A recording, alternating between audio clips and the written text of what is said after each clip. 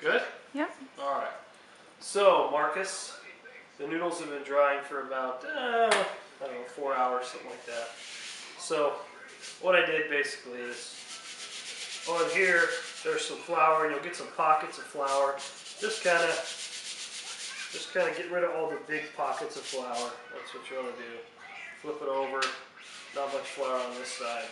So now it's not tacky anymore. So now the flour on either side of it will let you work with it without it sticking to something. So what you want to do at this point is, I've made some noodles already. Just kind of cut them with pizza cutter. This is what they're ultimately going to end up like. So I take a ruler, and then as you remember, they're, I don't know, probably 3 inches wide, something like that, 2.5 inches wide. I just do something like that.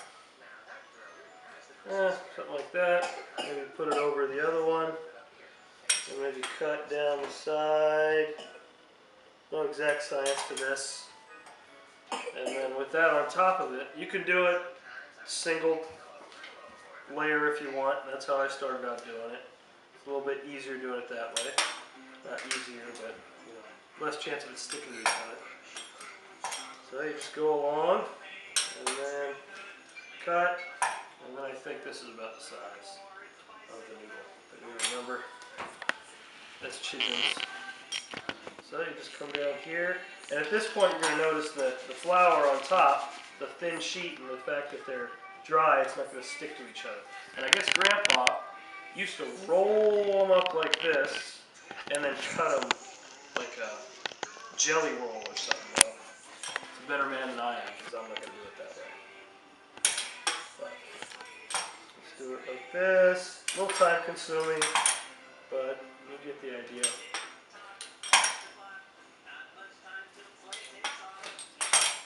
So just kind of run them through your hands, make sure they're individual at that point. Don't worry about long ones, super long ones, or short ones, or whatever. They're all going to be the same. And then I'll show you here later on in the video how to actually cook them. I'm not going to cook them tonight. What I'm going to do is I'm going to let them dry a little bit more like this. The thing with letting them dry is, since there's flour on them, they're not going to stick, and the drier they get, the less likely they are to stick. So this is what I'm going to do, and then I've got this other one. Of course, they're not perfect squares or anything. You're just going to kind of get most of the flour off and cut them like you would.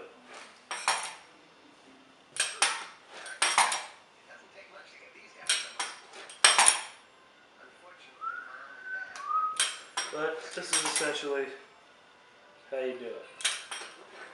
And I don't know if I was real clear before, but the reason that it was so tough at the beginning and it was sticky is because you can make this yellow ball as hard as you want.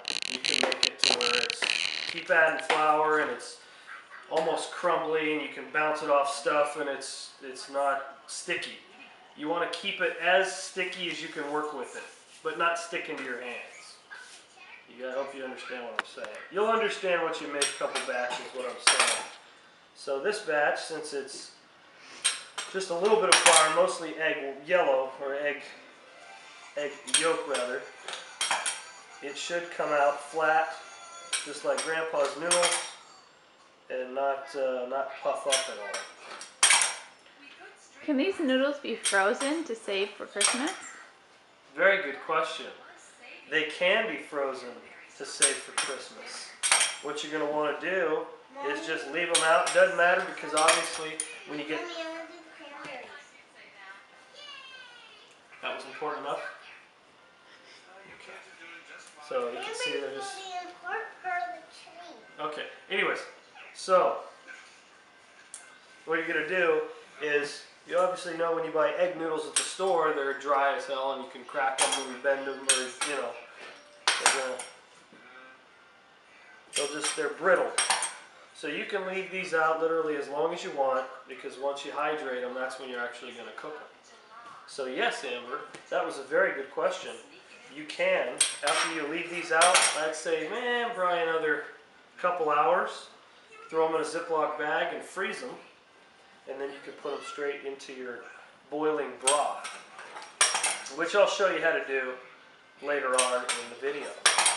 But this is essentially, I mean, your memory is probably better than mine, but I think this is about the size of the noodles that you remember, but you can obviously make them any size that you want. But they're really good, man. And I usually add a little bit of pepper. So I remember some pepper in the broth, and I use, what do we use? They say in the cookbook that if you could find quail broth and, what was it, beef broth, Amber, or chicken broth?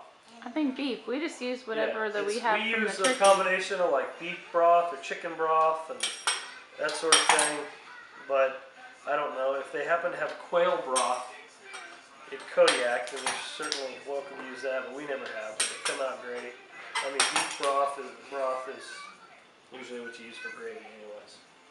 So yeah, so I'm going to keep doing this until I get a bunch of noodles. I'm just going to leave them out here, and they're going to dry.